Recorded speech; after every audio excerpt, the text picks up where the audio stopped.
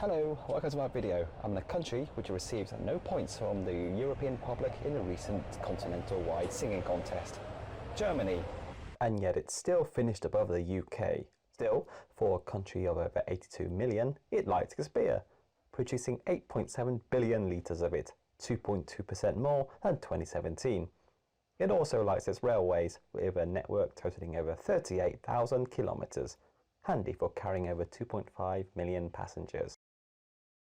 My first place to visit is here, Dusseldorf, once a small fishing village to now the 6th best place in the world to live. I start off here, the Volksgarten. Strolling through the park, you are never short on time. A nice place to walk around or jog in. The park, completed in the 1890s, combines a blend of winding paths, ponds and plants to create an urban oasis close to the city centre.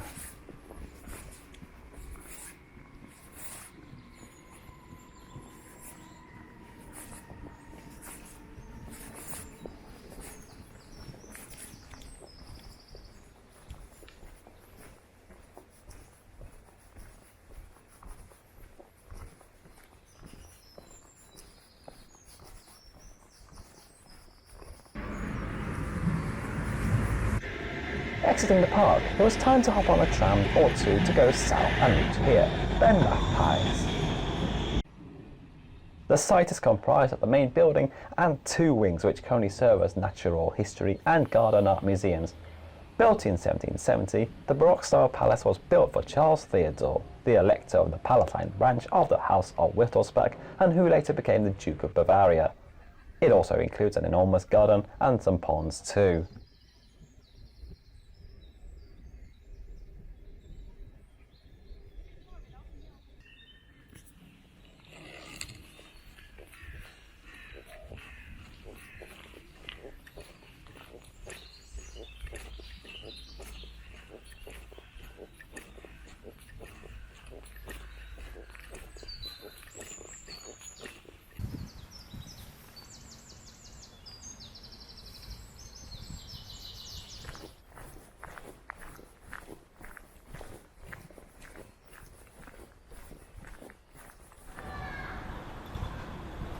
The palace is not too far away from town and the statue of Icarus.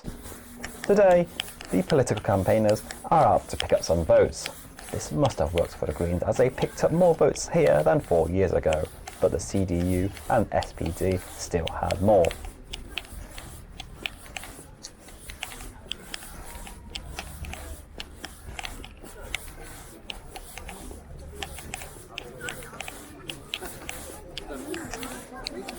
After a quick trip to this shop and its chemical-free bee poster, it's a half-hour trip return to Dusseldorf Centre through its gleaming tram station.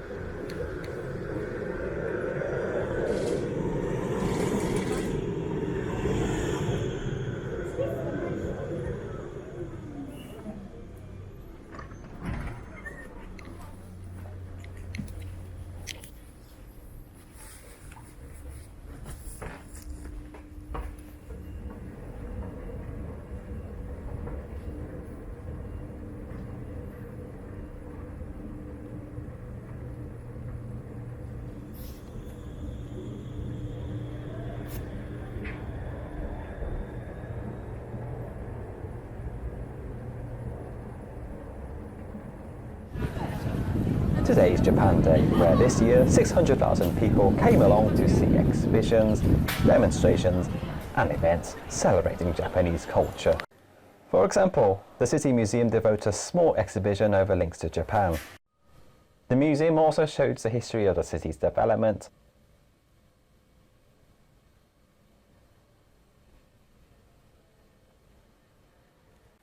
some street football,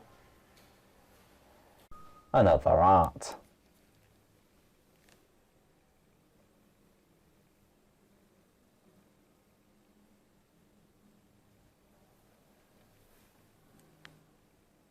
Outside on the banks of the River Rhine is where the masses have descended, however. Here, people have taken on the role of donning anything relating to Japan, including cosplay, costumes, and Pokemon bags. Also noticeable, a Yanis poster. the worst piccolo player ever, and placards offering free hugs. Say no to hugs.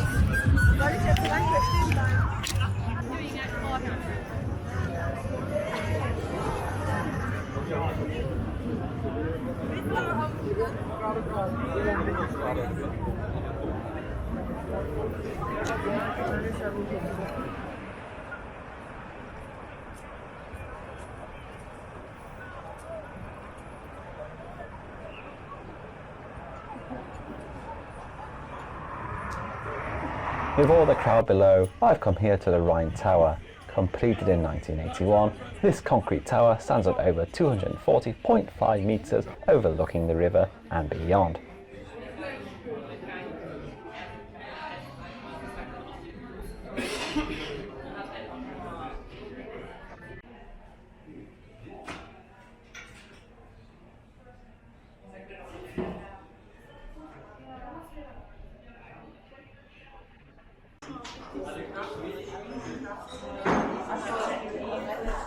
On the other side of the river, in the Niederkassel neighbourhood, is the Ecker House, a tranquil and genteel part of Dusseldorf.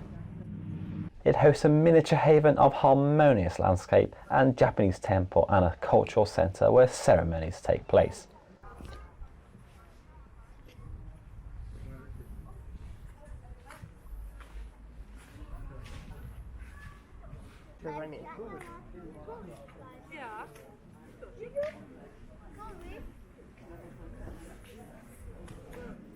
Returning to town, and a quick opportunity to do some window shopping in a Koblenz alley, which offers lifestyle luxuries.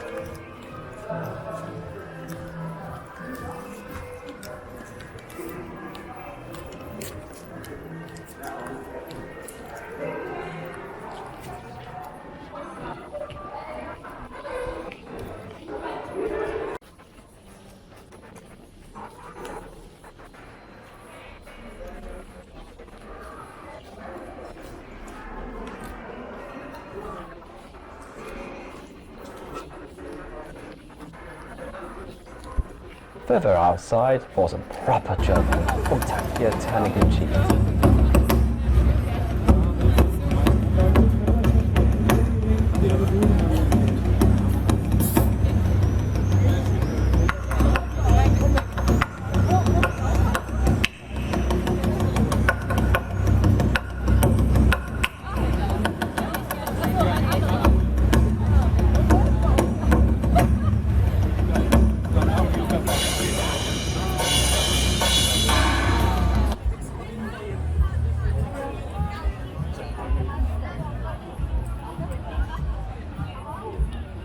As night draws in, the crowds that descend onto the banks of the Rhine as Japan Day end in a crowd-pleasing display. Indeed, it is clear that people are very easily pleased by some bright lights in the sky.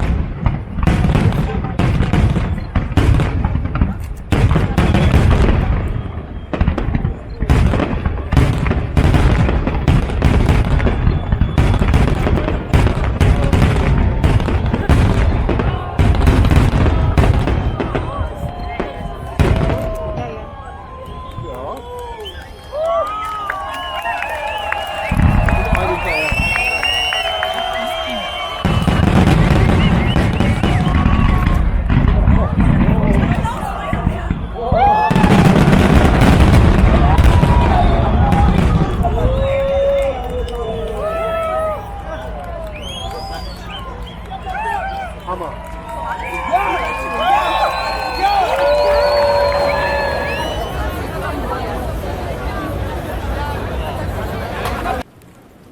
following morning, it is a trip to the train station to catch a 3-hour, 260-mile journey, from which I have come all the way down here to Stuttgart.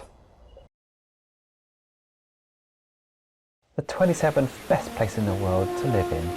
The capital city of Baden-Württemberg state is located in the Stuttgart-Koblenz valley along the river Neckar.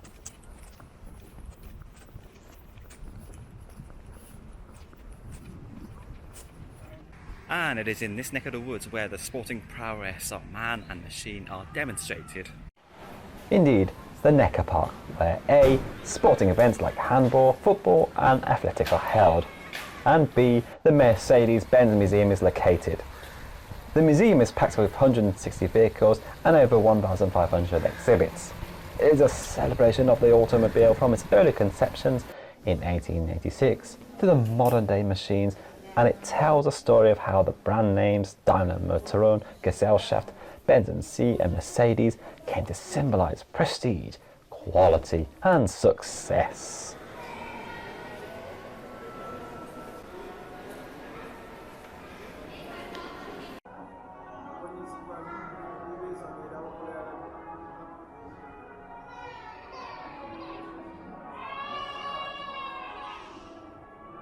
From your 40 PS Mercedes suplexes, your PS Sport, Zweisitzers, your Type SS cars from the 20th century, your concept IAAs, your Voyagers, your Carriers, your Helpers, to your Silver Arrows, touring cars and racing trucks, the combination of innovation and beauty runs in the DNA throughout the manufacturer's 130-year history.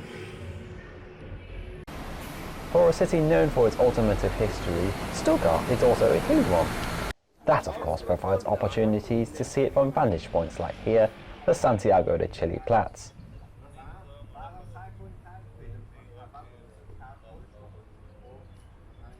This sped up descent is a journey in the Zahnradbahn Stuttgart.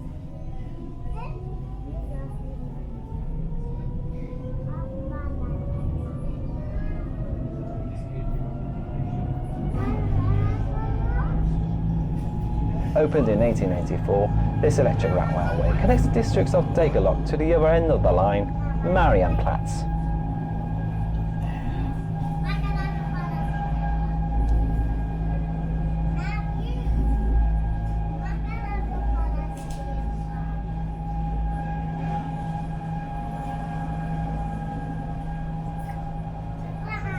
Wielandshöhe.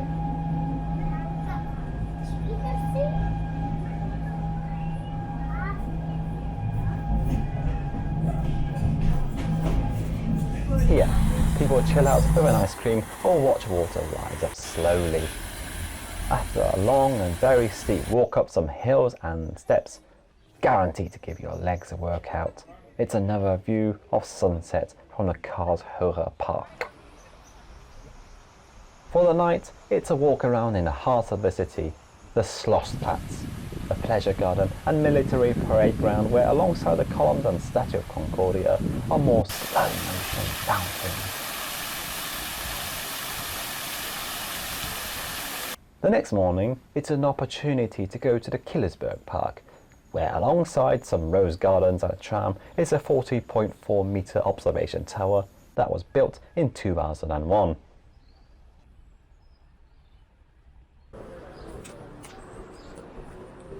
It's back into town, and in the other end of the high street is a main train station. From here, it's a 150-mile train journey across the German countryside, adding spectacular views. From which I have come here, to a city where you get 2 rivers for the price of 1, Koblenz.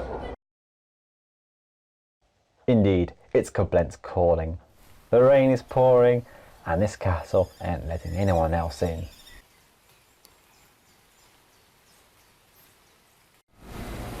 Still, nothing like hanging around the town centre where away from the shopping centre a Woolworths or Woolworths store exists. But walking across town from the Johannes Memorial statue, I reach the riverside and a Deutsche Eck, or German corner,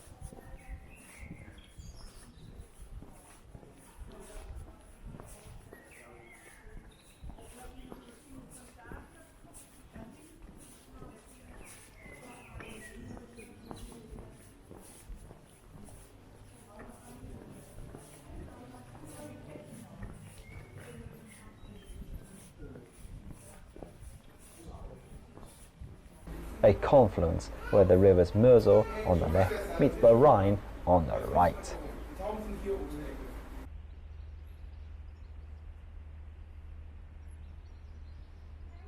Overlooking this corner of the world is an equine statue and memorial of Wilhelm I, King of Prussia and the first emperor of a unified Germany, which before 1871 were a series of separate states. Across the river and up the Seilbahn cable car is the Ehrenbreitstein fortress. It is the second incarnation after the original one was blown up in 1801. This fortress is home to a few exhibitions, including ancient, military and modern history, and it contains stuff like this swear jar and how much was collected, this Hotchkiss gun and the flag of the number 28 regiment.